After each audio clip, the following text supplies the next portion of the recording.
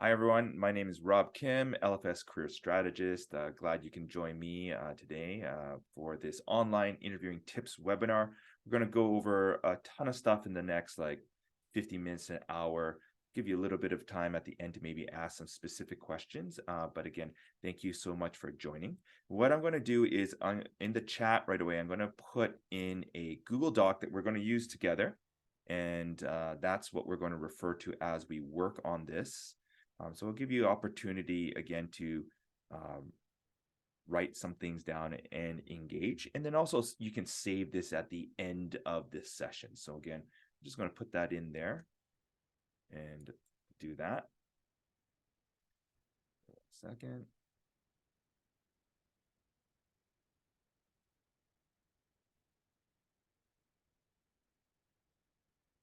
All right. Just want to confirm if you have access to that. I see some people on the document. Great.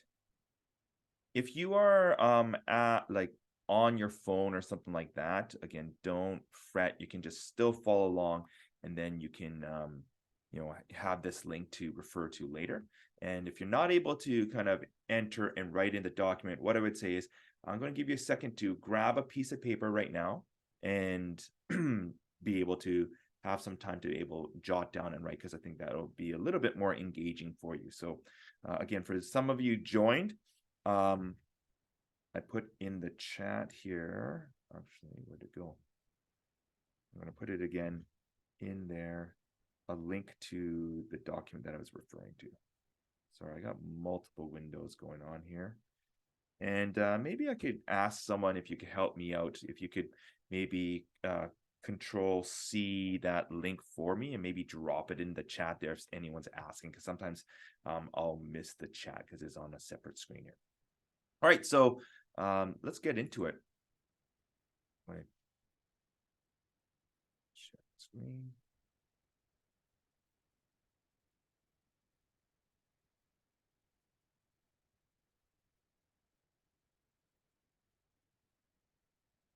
Okay, so this is what we're looking at, and we're going to just kind of work through this page here. And I just want to show you a couple things before we proceed here. So if you look at this document, we're going to, on the side, you can make sure that you can click open this document outline, right? Again, just on the side there. You can click that document outline if you just ever get lost as we go through here. So if you're like, oh, where's Rob? That's just a quick way to get back into it. At the end of the session, I'm going to highly recommend that you make a copy for yourself, and then you can share that. So again, there's also in the header a Zoom link to rejoin, so you don't have to fill out that survey all over again. So again, you can click that Zoom link there just in case you get booted off. And just want to recognize that we are sharing this document. So when you can, if you could please make sure you are just being considerate and professional when you're sharing the document. If you delete something at any point, don't worry, take a deep breath and then just undo on your side, because I won't necessarily be able to undo it on my end here. So again, just no worries if you delete something. So I would just want to start us off nice and easy here. My question to you is, what actions or strategies have you used for interview preparation? And again, attending this webinar is something, so I will take care of that. And what you can do is when you do agree with someone else, you can actually put a +1 down. So there's 16 of you today, so I'll take care of that.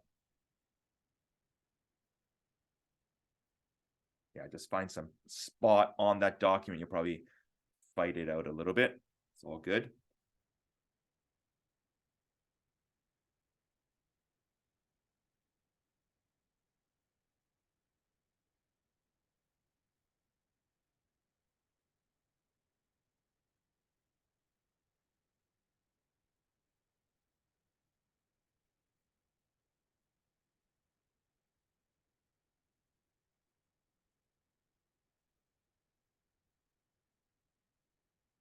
For those of you who just joined, you're looking at a document here that we're using. I'm going to put it in the chat there, Google Doc there for you, so you can find it in the chat. All right, let's see what we got going on here. Preparing notes, brainstorming potential questions. Yeah, record myself. I love that people are doing that already. Practicing through mock interviews, writing potential questions, answers, Google comment interview questions. Great. Practice using STAR method. Awesome. Some people are doing some of that already. What else we got? Practice with friends. Yeah, sought advice from advisors. Great. Lots of stuff. And already you're seeing, yeah, if you are doing some of those things, put a +1 down. CAR method. Oh, someone's speaking to my heart. We'll talk a little bit about that today. Make sure there's proper lighting. So there is a reason why I always like starting off a question like this. For me, it's a reminder that, hey, all of you have some interview experience, even though sometimes we feel like we don't. And it's a recognition that there's not one way to do this. This session today is all about generating a ton of ideas. So I'm giving you way more ideas than you need, right? And so it's not to overwhelm you. It's for you to start thinking, okay, what's one new idea that I can test out today? So what's one new idea that I want to practice? Or maybe it's even a reminder of an idea that you've already done and that you forgot about. So again, really it's an idea generating. We're not looking for perfect practices yet, right? We're just kind of thinking a little bit about our interview processes. So again, I like to sometimes start an exercise like this before I'm doing some of my interview stuff, because that helps me just remind myself like, hey, I've done some stuff. I'm feeling a bit nervous, but I still know some stuff here.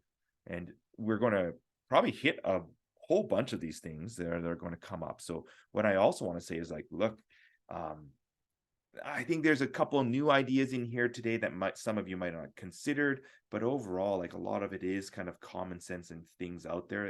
Again, it's just helping you give some confidence for interview stuff. So let's dive in a little bit more.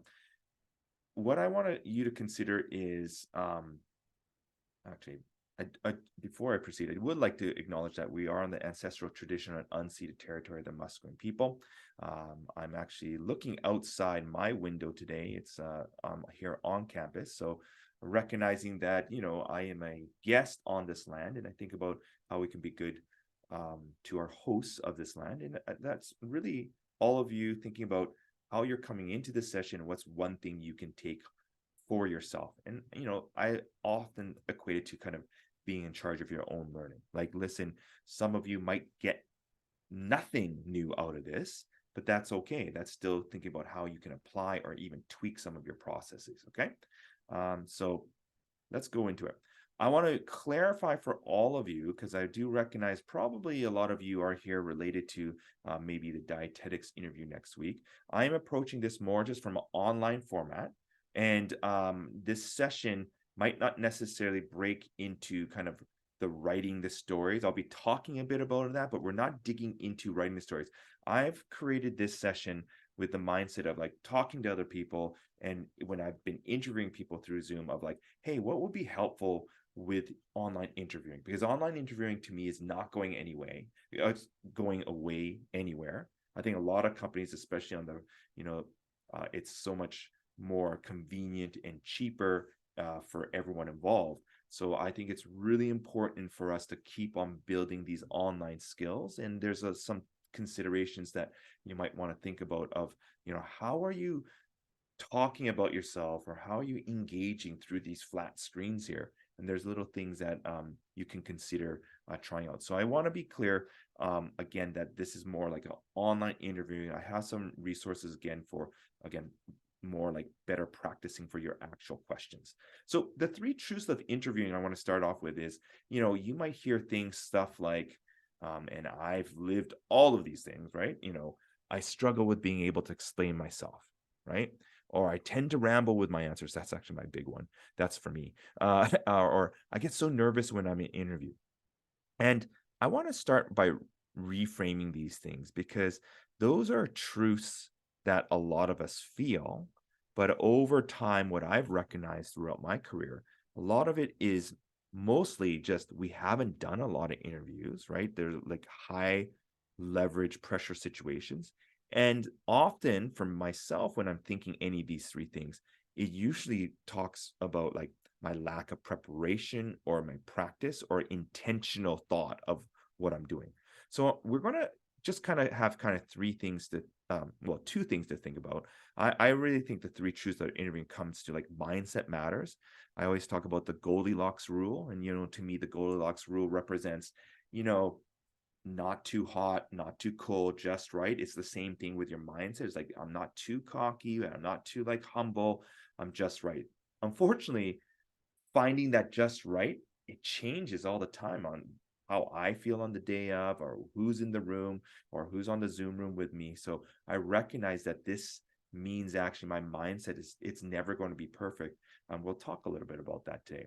I also think, for me, number two, a big one is the practice moves beyond the page in the brain. So for some of you, if you're prepping for that interview or you have a short turnaround or you've been thinking about these interviews, I really want to push all of you. Like, yes, we want to practice on paper. We'll talk about that. We want to be thinking about these things, but we want to try to actually act on them. And that's, I think, the one advantage we have with online interviewing. We actually get to control a lot more of the environment and a lot more of how we can practice leading up. Like, I can't practice going into a room of a company the same way, but I can certainly practice in my own room when I'm doing online. So to me, I think that's actually a little bit of a competitive advantage. Now, number three, connecting to the role in the company, to me, that's more like your stories and those sort of things.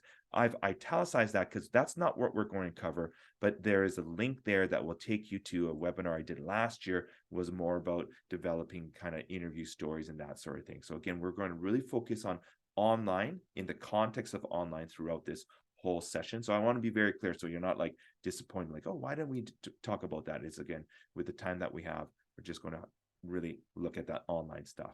I'm going to put in the link one more time for some of you who just joined. So let me glance away for a second. I'll put it in the chat there. That's the document we're looking for. All right, let's get into it, everyone. Let's go to the first kind of what we're going to be focusing on.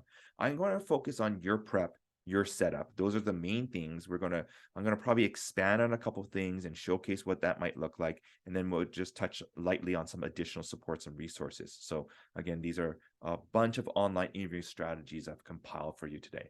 So number one, to me, it's the prep, right? Your prep, and the mindset matters.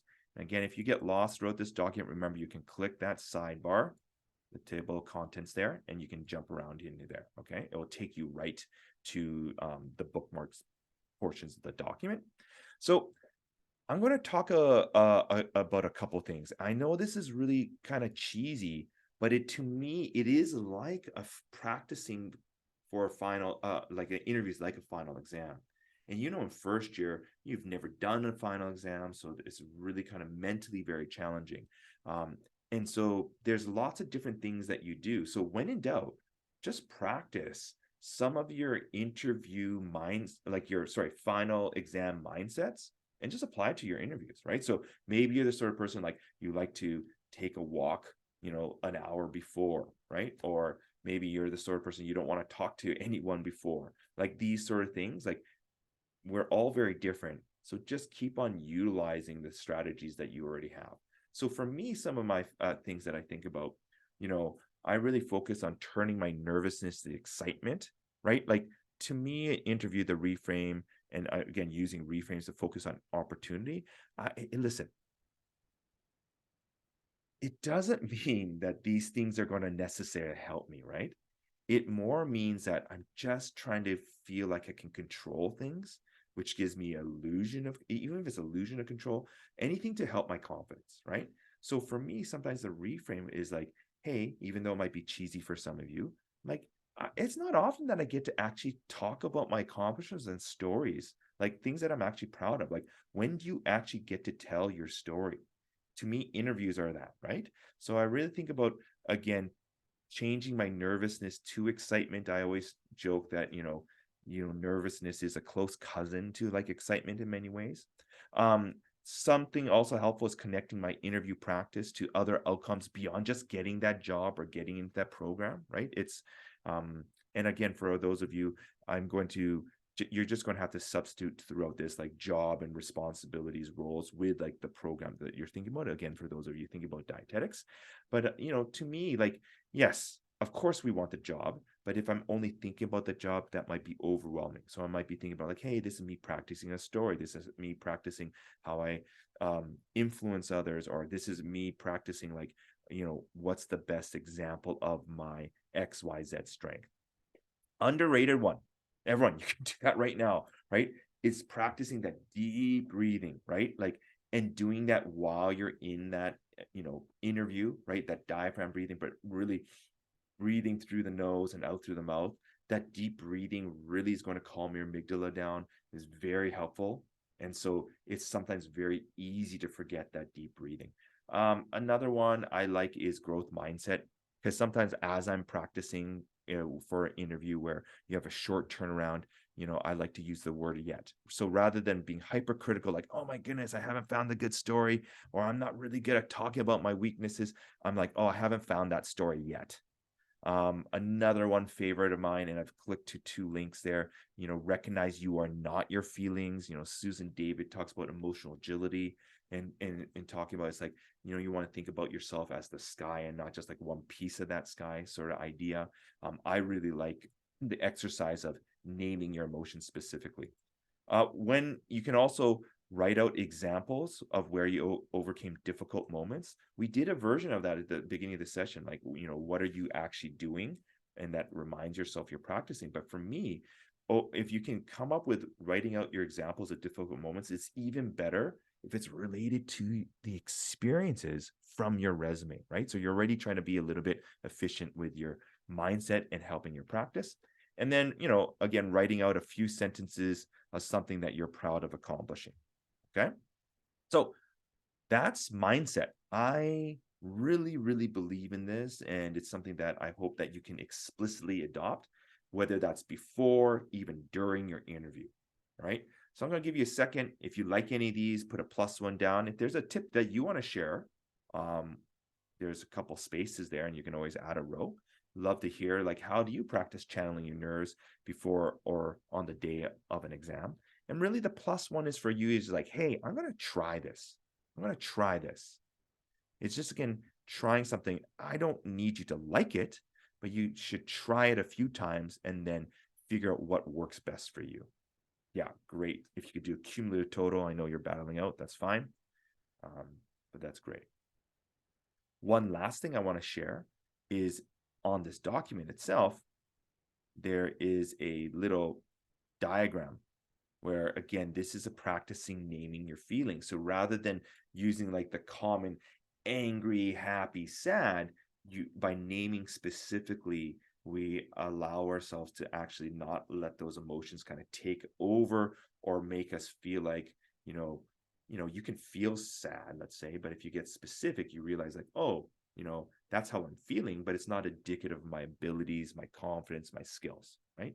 You're human beings, so you're going to have these range of emotions, and it's important to not let them overwhelm your actual experiences that you want to share. All right, let's see what the leader was in the clubhouse here. I don't know why there's a big gap here. I know why, actually. So yeah, the deep breathing is one of my favorites. I think that's really, really good. Yeah, resting the night before. You know what? Dang, that's a good one, and I should have had it there. Sleep is huge.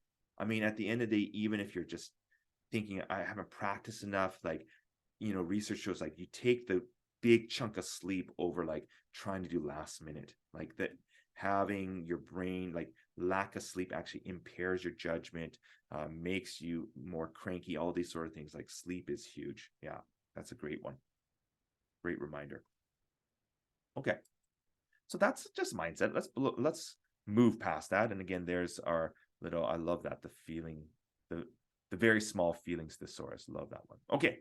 So now let's go think about practice moving beyond the paper, but I'm going to treat this in two phases, everyone. So, for me, phase one is more like, hey, you're preparing for the beginning of that final exam. And then we're going to go to phase two, where you're actually maybe practicing. So right now we might be organizing our information, making sense of the course, these sort of things. And I think metaphors are a great way to approach, interviews, because sometimes there's lots of uncertainty, especially if you haven't done many.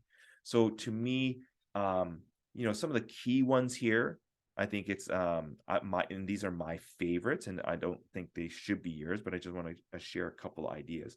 I like to concept map my experiences, where I'm reviewing the job description, the requirements, the program requirements, and as I'm mapping out my experiences, I'm connecting them to um, I'm connecting them to what the job is looking for.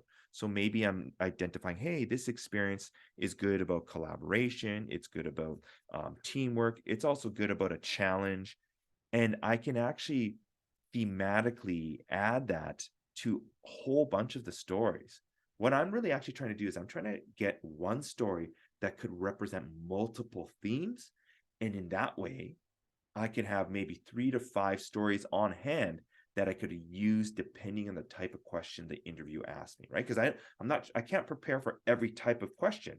So why not have like some solid examples that I can leverage again for, oh, if I zoom in on this part of that experience, that's good talking about how I worked well with a teammate.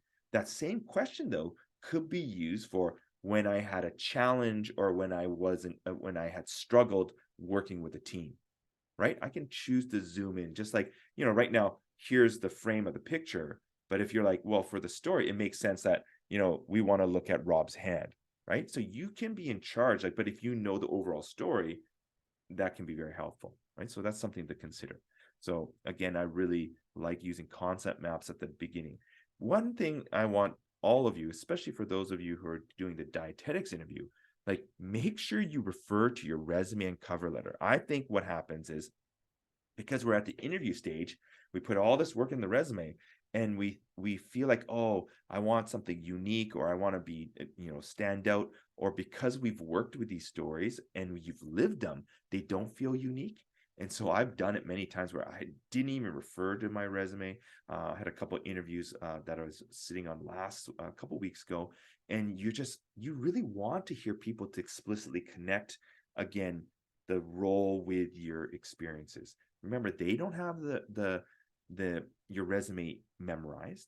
And I also think if you provided a cover letter, and again, for those dietetic students who, I'm again, people are trying to get into dietetics, your written statement, that is gold of like some stories that you're going to be able to use, maybe for tell us about yourself, the intro, those sort of things. So I really remind myself all the time, just mind that resume, because that's usually the reason that they want to see you anyway, right? That's what brought you into the room. So it's okay if you're using those again. I think of like also online wise, you're not generating like a study cheat sheet. You know how when you're doing a final exam, in first you're like, yay, you give me a cheat sheet, and now you realize like, that's not that great. It's actually rarely helpful. And the one pager, we jam all this info and you can't even really access it or use it. So what I'm trying to do is I like to kind of try to get my stories into bullets where then I can have the notes around my screen, then I can refer to it real quickly, but I'm not like reading. Notice if I was like reading like something like this versus like if I had notes around my camera or even on my screen near my camera, I can just glance and have that as a trigger just to make sure I have the stories ready to go, which then I practiced enough lets me launch into like, okay, this story for that, this story. So I'm using maybe little bullets to help my brain find those stories quickly, like almost like, in a library idea. But again, I might not have it too wordy. I would be practicing writing it out leading up to then, but definitely would have like prompts. I think pictures are fine too. Acronyms work well as well. I would maybe think about calculating the duration, the interview time, asking how many potential questions. That's what you do for exam, right? You're like, hey, the final exam's 2 hours. How many questions? You're looking at the parts there, so you can kind of anticipate those sort of questions. And then I like using tables to organize my, study notes, and however you organize, whether you're using Notion or whatever, I don't care. Like whatever it is to help you uh, organize. What I do want you to think about is, because you can reuse these stories over and over for the rest of your career or reuse some of the frameworks, why not get it into digital document, right? Like you're doing the lead work right now. And if you do it right, you're making your process quicker and quicker each time. So that's, again, something I like to work with all of you on. And then, yeah, create a list of questions to ask at the end. If you can connect it to the interviews, great, be specific. I couldn't find it, but I remember reading a question yesterday. It was like, even asking at the end where he's like, is there something maybe connected to the role that you feel like I may have not addressed with my experiences? Like the framework was like actually prompting the interviewers maybe to allow you to maybe explain something else, or something that might have not come up that would still be useful for you in terms of convincing them that you're good for the program, good for the role. But I like to be try to be very specific with those questions. Don't ask like just like general broad questions, right? Like maybe you're asking, and I really like the strategy of asking you, not I. You is a very powerful word. I sounds very selfish in many ways subconsciously. So you, so it's more like, what's your piece of advice, or how would you, or how did you, you know, start in this job, or what, these sort of things. So you being very specific. So it could be like, seeing you've been working here for 2.5 years, how did you da, da, da, da. So again, thinking about those last questions to maybe get them recognizing that you're thinking a little bit with some intentionality too, but also creating some connections as quick as you can sometimes with that interviewer team. Okay, I'm going to stop and pause. Just let you put a +1 down on any of these things that you might want to consider that you're already doing, or you're like, oh, that's different. I want to try that out.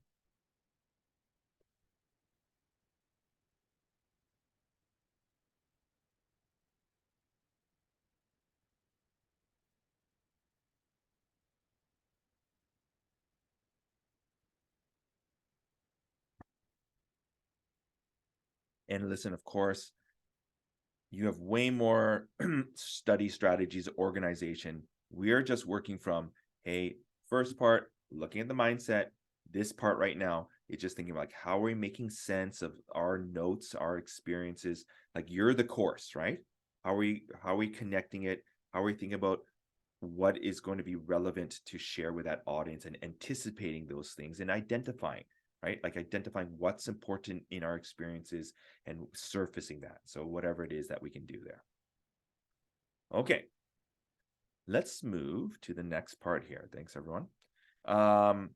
This is now we're getting into, hey, we're using like ways to apply our knowledge, right? So you studied, you made some sense of the material, and now we're getting closer to the final where we're applying our knowledge, or we're maybe even using practice exams before the final.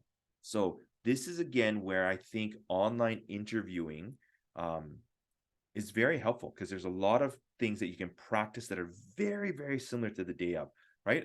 Again, a practice exam is not perfect, but in terms of online, it can get really, really close, right? You might not have the people across from you in the same way, but there's a lot you can try. So again, at this point, I'm always trying to, actually, I do want to say one thing. Part of what I'm trying to do is I'm trying to emulate a little bit of the stress of a final, right? And so if there's something on this list that we're about to look at that you're like, oh my goodness, that stresses me out, or that's wild, or like I would never do that, that might be a good practice, right? Like pushing yourself out of comfort zone, increasing your stress and feeling that and managing that. I think those are great practice ones. So I like to do a little bit of like safe stuff, and then stuff that pushes me outside of my comfort zone, because I need to feel that, thinking about my stories outside of my comfort zone, because that's what's going to happen in the interview, right? So let's go with this. Number one, I think of recording your responses, right? Most of you have some smartphone or some device that we can record. I keep it small. I would do different things. I would maybe do one session where I'm just listening to it as I'm like, cleaning the dishes, going for a walk, and I might focus just on like focusing on cadence and clarity, right? So, I mean, here is the difference as I get closer to the mic, right? This is me mic'd up, and I might be practicing more like, hey, what does it sound like when I'm speaking really slowly? Am I listening for like odd repeating phrases? Am I stuttering? These sort of things. So you're just able to hear that because in the moment as you're speaking is very different than listening to yourself, right? So again, that audio is really a nice way to practice. I like to do random things like cutting up a list of questions and putting it into a bowl, pulling out one randomly to answer, almost like to surprise yourself rather than trying to memorize a set of questions in the right order. Um, and then the big one I would probably be doing too is be recording one response over Zoom, watching it. Um, I even forgot to put here, like, the notes that I make, I would take a picture of, I'd be looking at my phone. I just want to fill up little pieces of the day with some of the interviewing because sometimes it's so hard to just sit down in front of a mic and a camera, right? Of course, some of you mentioned before practicing with a friend, but make sure you're practicing that over Zoom. Some of you might even want to practice that over the phone. Typically, with larger companies, especially if a recruiter reaches out, you have a phone screen interview as number one, and then usually it will move to like a Zoom. So again, really practicing similar medium is very helpful. Picking out your outfit beforehand, again, that's prepping yourself before. When I had some interviews in the past in person, like I would lay them out the night before. That was just like one less thing I had to worry about as well. For online, you want to consider warm, brighter colors that show up nicely. Notice I'm wearing something pretty dark, and this is not as bright as it is. But I wanted to purposely show you today like what it looks like when I'm wearing something darker. Again, not too bad, but again, something maybe a little bit warmer can convey that. Listen, these things aren't going to get you the job necessarily. They all add up though for you feeling like you put your best foot forward, and it all adds up to maybe convey an impression to the group, right? It's not just one thing, but we don't know what one thing either. It's just overall this sense of like, hey, we really like that candidate. These are my two favorite ones right now. You can open them up and try it out using Google Interview Warm Up. I'm going to show you what that looks like real quick. A lot of people like the LinkedIn one, which is just below. But this one here, if you go here and hit general, okay, and if you just hit start, what it does is it allow, oh, can you actually hear that?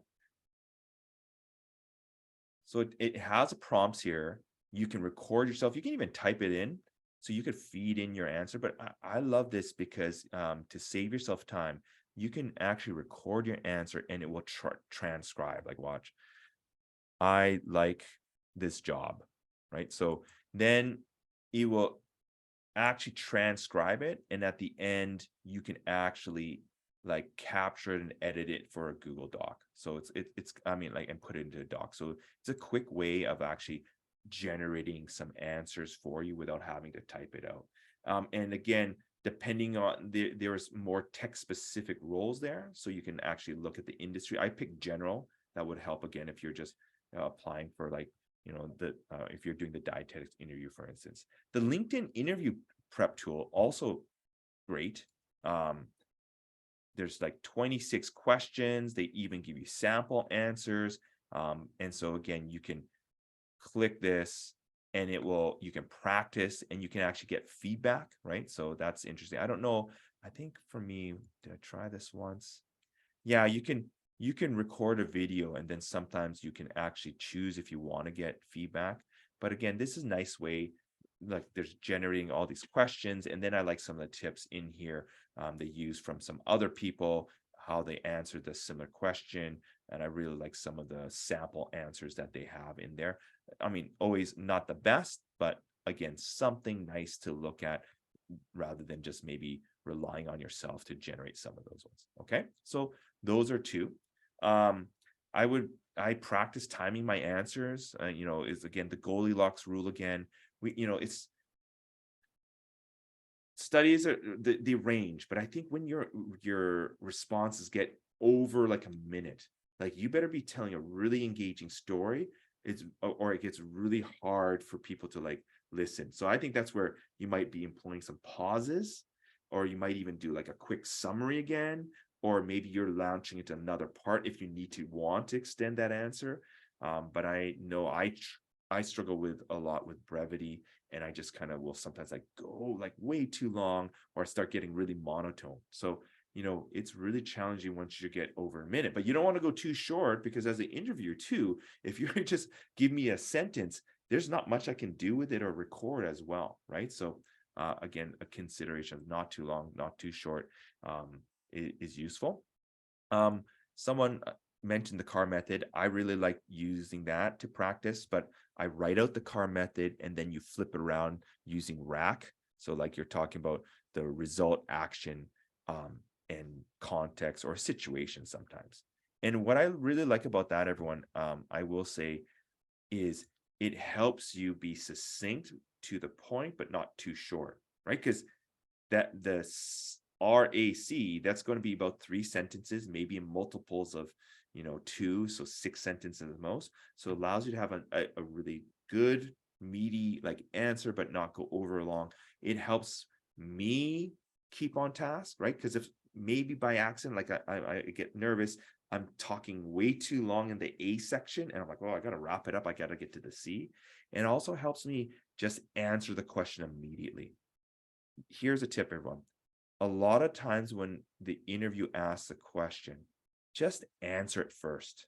I find a lot of people start talking, talking, talking, and what happens is the listener's like, "What? Where is this? Where is this going?" Like that's what your subconscious thinking, and then it kind of wraps up. Like answer even a yes, or like, I've done that. Like just even directly answering that and then launching in, it kind of helps that listener, right? Or allows you to like connect back. So that's something you want to maybe consider, right?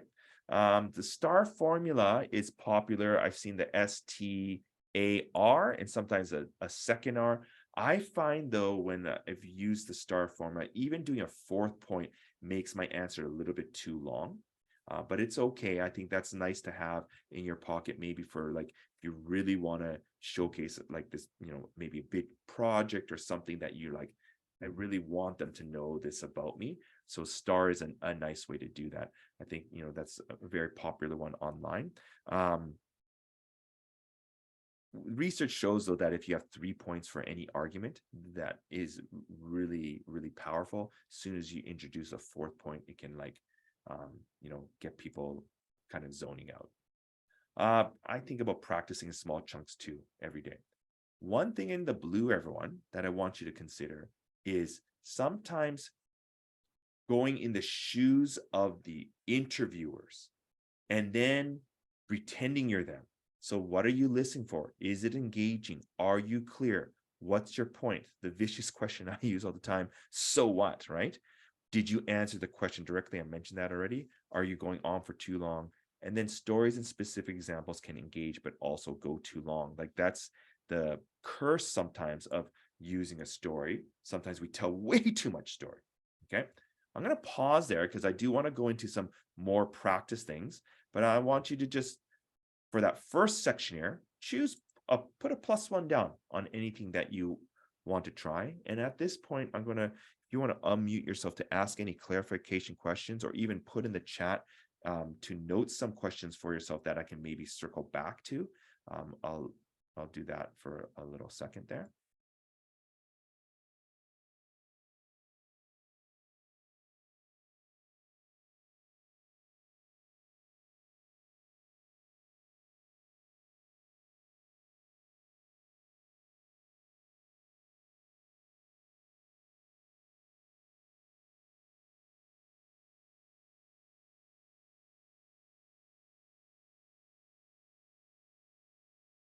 And then hopefully after the session, one good goal would be to look at this table again, copy and paste one of these things, and like, just plan it out, put it into your calendar, like, hey, I'm going to try this out. I'm going to test this out, see how it feels.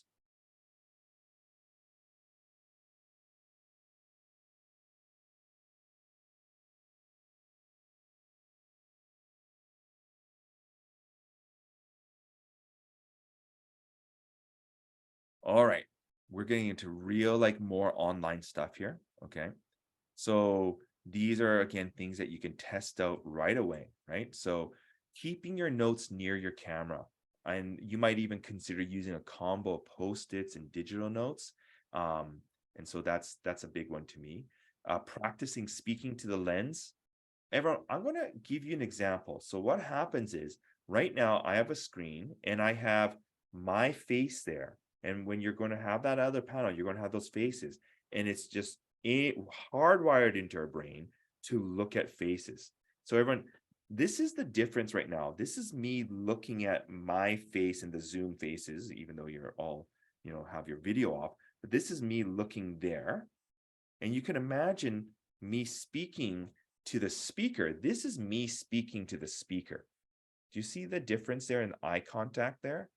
I can't tell because it's very hard, but I just want to really showcase. I want to showcase what it even looks like to look down. I want to showcase what it even looks like to have the camera like too high or too low, like, those sort of things. So you want to try to maybe keep your camera at an even pace, but the eye contact is really hard. I still cannot do it even as a presenter, doing my webinars here. And so again, this is me looking. If you don't practice this a lot, I'm telling you, even still with all this practice, it feels so strange. Like right now, I feel my brain's kind of like, what are you doing? Even though I know this is better eye contact on that side. I actually have a poster right now, right under my camera that says, look here. And I just drew two eyes. So I would do anything like you put a face behind the camera, that sort of thing, but it really makes a difference. Now, you don't have to look at the camera all the time. One other practice is you can actually look away, right? Sometimes if you look to the distance, like even just off the distance of camera, but I would like use your hands where you're kind of thinking. And what you can do is you can always end off your question as you're wrapping up by ending off at the camera. That's actually a really kind of powerful way to engage. And you don't want to do it all the time, but notice just by like ending off looking at the person, it can make that little emphasis or connection. That's a weird one, but that's something you might want to try out. But you can try that out with people all around you. So I did want to spend a little bit of time on eye contact, just showing you again, look at me looking down versus looking at me at looking at the camera. But again, for me right now, looking at the camera feels like my brain is on fire. It's like, oh my goodness, it feels very weird. Okay. If possible, you can test, actually practice your background. I think smiling, I haven't smiled a lot in this session, but really getting us trying to smile or even like with a little bit of a smirk, I think that's a great way to convey emotions. I think that sometimes, especially in your room, we can get very casual interview where you might doing this and like doing that. Like you wouldn't do that in person. So it's really working on your posture. Again, that posture, opening up your chest, that's going to help your diaphragm. That's going to allow you to do the deep breathing as well. Is all really connected there. I have the privilege to have a standing desk. We can't always have that. I don't have that at home.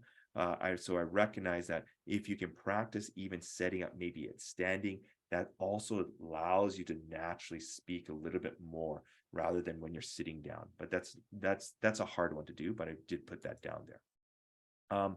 Practice your hand gestures and movement. If you could see, like almost been purposely over exaggerating a little bit, but it's okay. So I think sometimes you could even go like 1, 2, 3. You can help your hands.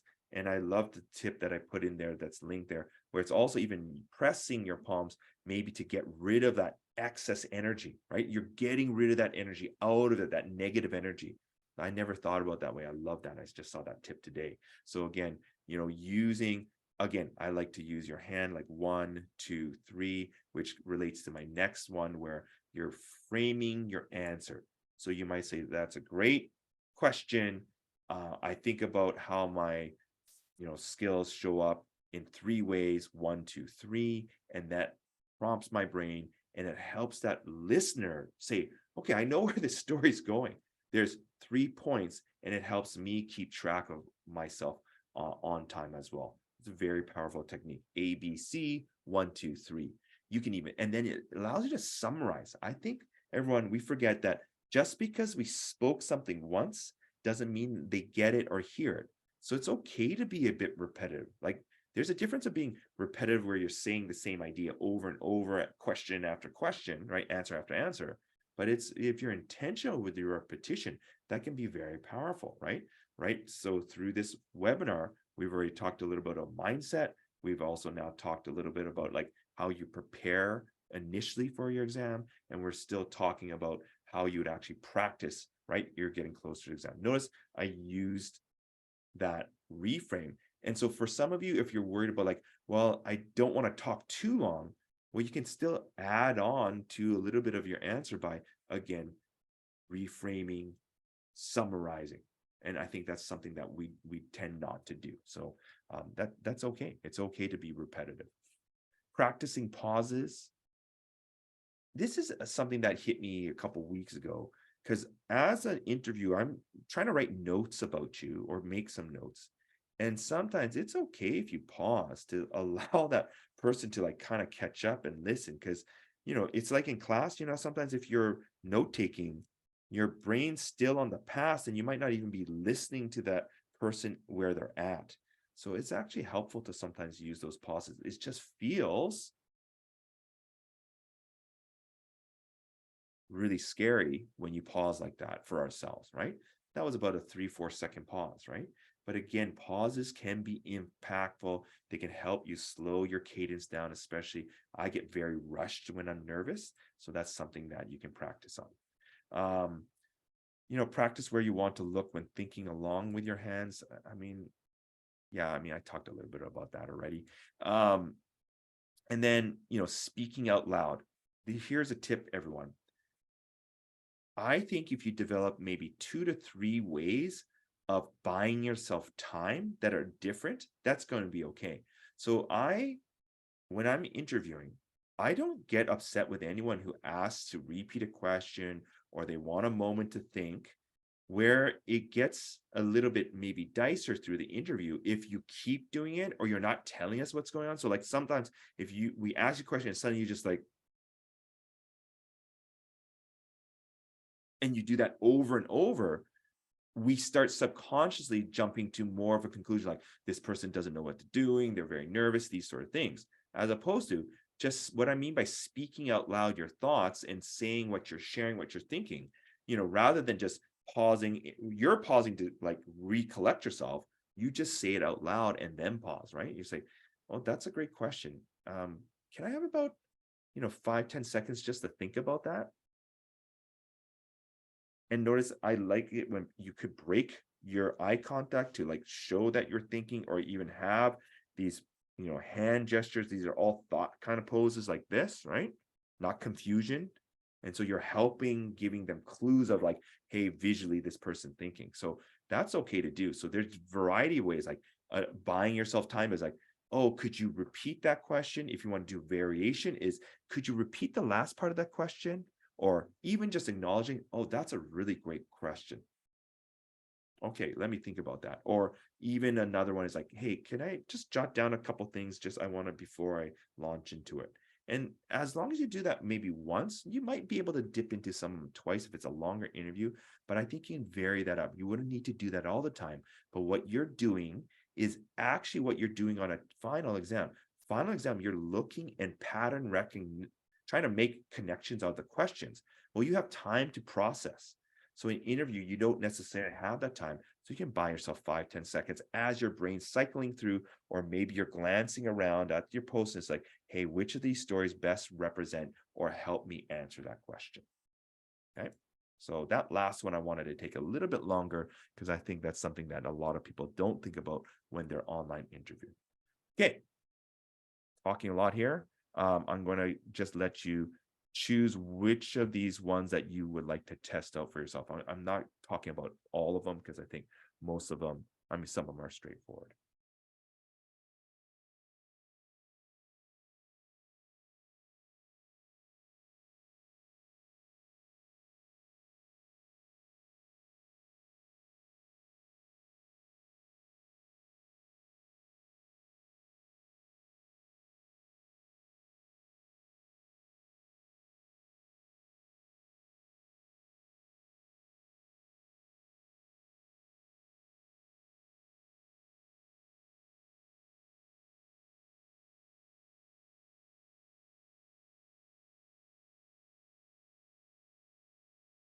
I have a lot of biases as an interviewer, so a lot of people are going to have some different things. So I'm just speaking about my biases. My biggest bias is kind of like more the, hey, talking out loud, letting us know what you're actually thinking. So that's different than like you just talking out loud about your experiences, right? I'm not saying that. I'm saying like, hey, you just let them know what you're feeling or what you're doing at that moment, right? And that just kind of helps because again, you're not in that room. And everyone, pauses are fine, or you lose your train of thought, or you start again. Where I see it become more of a problem, and I certainly done it, where I make a mistake and then I get more wrapped up to it, and then I actually highlight it even more for everyone else, and then it just continues to wreck me and my answer, right? So sometimes if you even make a mistake, just stop and say, sorry, you know what, I'd like to actually try again. Like you can take ownership of those things. I think where it becomes worse is we're trying to cover up or trying to like get through it more. And I've certainly done that. I remember an interview many years ago, just like I really bad answer, and then I just kind of tried to get over it, and then I couldn't let it go, and so it really ruined me for the next answer as well, right? Because I just was like still feeling that one. It's like hard. You got to just kind of let it go, just like on an exam sometimes, right? You just got to, I don't know this, I didn't do well, but I can't let that one wreck my other, answers that are coming up. Okay, some more online considerations. Now we're moving into the setup, everyone. Okay, so that was a lot about prep. So real quick hits here, everyone. Keeping your camera between you and the main lighting source. I tried a bunch of stuff today. This room is really challenging. I have two windows, one here. I even have a ring light right now that's not doing anything on overhead. I will show you the differences of what it might look like. My camera might go a little bit blurry. This is actually, the lighting improved slightly, I think, because I had less lighting sources, so it was like too much. I wish this ring light was a little bit closer because I have my monitor quite far away. If I was doing this in real time, I'd probably move my monitor camera closer. That way my main lighting source is. But if you have a room with one main window, it would be nice to face that. I'm going to just show you the difference here because my lighting is really poor and off. So I'm going to show you, like, if I was able to face the window a little bit more, you get a little bit more clarity there. Okay, so again, thinking about your lighting source, really important. Trying to hardwire connect your cable. For me, the biggest concern on my end would be like, hey, my internet connection, right? So these are all things that you might want to consider. Like not a lot of us have an Ethernet cable. If you can't hardwire connect, I would at least even consider moving your modem or whatever that source that you're plugging in closer to you, your Wi-Fi station, or moving your laptop closer to that. That distance is going to make a difference. Audio quality can help. And notice again, this is an external mic, but I think sometimes even if you have like the iPhone earbuds, like the headphones, and you hold it, that can make an audio difference. You just got to be very careful it's not swishing. But again, the audio difference that subconsciously I think really helps. So you can test that out. I would close maybe all extra apps on your computer, right? You want to adjust your camera. I talked about that. Interesting one I haven't tried out, with people is like, pillows around but out of sight. They can help lessen the sound bouncing around. I talked about the mic there. I have the internet bandwidth test there. So you might want to test what your internet bandwidth is right now, just to say like, hey, is it at a decent speed for my Zoom? I set up a timer to, keep track of time that you could have a phone off screen. I would airplane mode your phone for sure. Some other ideas, sticking a picture of a loved one or your pet beside your camera, that just can calm you down. I know that's weird, but I'm just going to do whatever I can. Listen, I'm competing with other people for an interview. I'm not going to apologize for all the steps that I'm going to do, even steps that might seem weird to other people. I'm never going to apologize that. I might not share all of these things, but I am sharing them with you. But of what I've done, I'm going to do whatever it takes to be competitive, right? So even if it might sound weird out of context, if it's going to help you ultimately with your confidence, that's okay, right? You could put googly eyes on your camera. It's not cheap, but you could consider asking to upgrade your internet speed if you know you have that interview on that day, and then just downgrade it after your interview, right? So it's going to just increase your bills just by a little bit. Select a background maybe to convey who you are. That to me is a little bit tricky. I'd probably, if I was in anyone's shoes, I would use a blurred background. And then, writing up backup procedures in case you lose your connection. Okay. So those are kind of the main ones there. So I'm going to get you just put a +1 down to kind of add to any of those things that you're like, oh, I haven't considered or I'd like to do.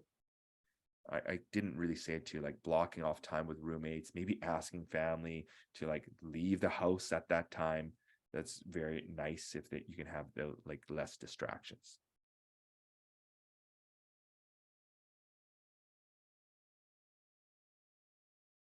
Someone added another column there. That's all good.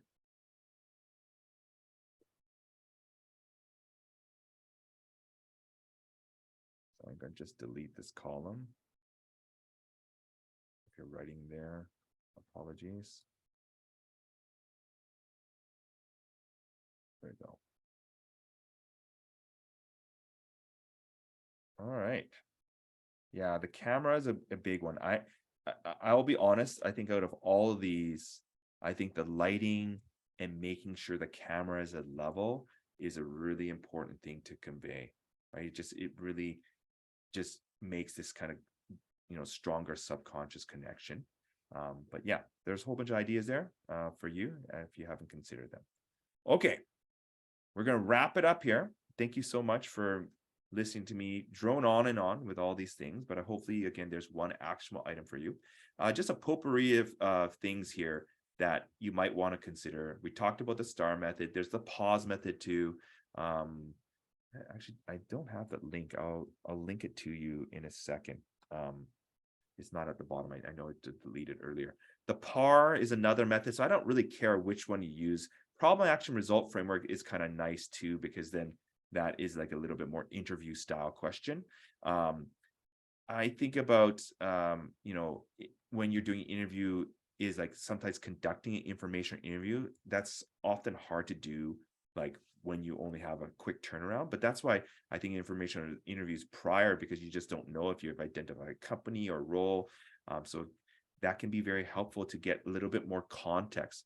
Contextual clues are huge for me. And so, using Reddit, LinkedIn, Glassdoor, information interviews, those are all contextual clues. For those of you who are UBC Vancouver students, current UBC Vancouver students, LinkedIn Learning is free for you. Great resource. Like I was doing a search the other day of interview tips and there's so many there, and they get very industry specific. But, I gave you an example, like nano tips there, finding practice on YouTube. The VSI table is a great way to, again, connect your values, especially values to what the company and committee wants.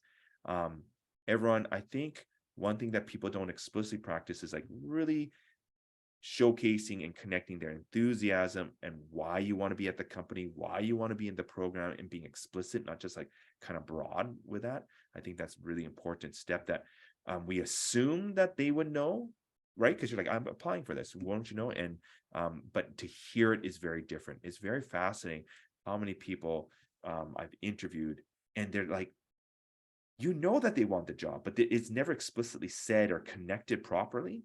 And so it just feels like they just come to talk. That's it, right? So really practice, again, showcasing, that company, that program that you're applying to. Last two weird ones. Consider using ChatGPT.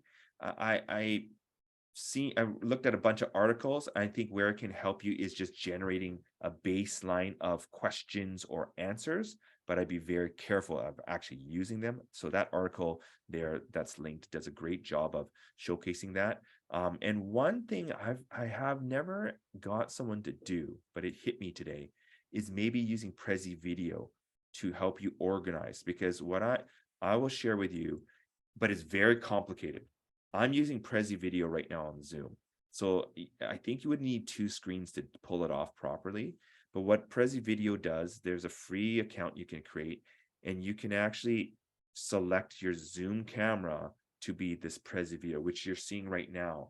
So it allows me to actually, like, on my end, I can actually organize notes on the side. There's presenter notes. and it actually fills the screen really well. So I thought about it, like if you really got organized, you could even maybe have some speaking notes. I just don't know, you know, you could have some speaking notes floating beside you. I don't know if the people would feel like that's cheating or anything like that, but to me, it was a very interesting idea of like, maybe I know I'm kind of maybe not a top candidate in terms of experience, so maybe I'll try something different. And so a way to keep you organized. So it kind of struck me today as I was like using Prezi Video for all of you as well. Okay, so we're at time. And if you could help me with one thing before you leave, and then I'm going to stick around for a few questions. But I appreciate all of your time and energy being here today. I have a little infographic, just kind of the main things that you might want to consider, just a quick reminder for you. And then could you help me by, in that last document there, adding what's a takeaway for yourself? I think that's, again, it's always a great question to ask when we're in any class or learning. And then if you could do me a favor after you've written out your takeaway, if you could actually open this link and share that takeaway in that survey, that'd be really wonderful for me, everyone. It's the first time I've done this particular session, and so I just want to see if there's something there or if something that I can continue doing on the future. And I'm going to stop my recording now and thank all of you for coming out today.